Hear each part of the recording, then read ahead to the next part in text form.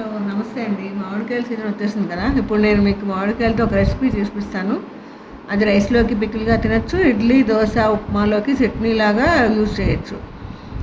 ముందుగా వీడియోలో చూపించిన విధంగా ఒక సైజు మామిడికాయ తీసుకుని కడిగి చెక్కు తీసి సన్నని ముక్కలుగా చేసుకొని వీడియోలో చూపించిన విధంగా బౌల్లోకి తీసుకుని పక్కన పెట్టుకోవాలి.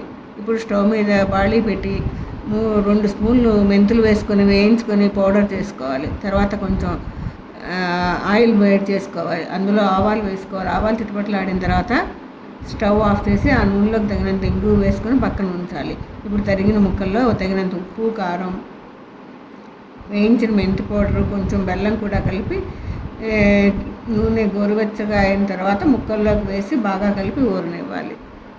ఇది రైస్లో కూడా చాలా బాగుంటుంది. ట్రై చేస్తారు కదా. ఈ వీడియో స్కిప్ చేయకుండా చివరి వరకు చూడండి. నచ్చితే లైక్ చేయండి, షేర్ చేయండి, సబ్స్క్రైబ్ చేయండి. Please support my channel. Thank you.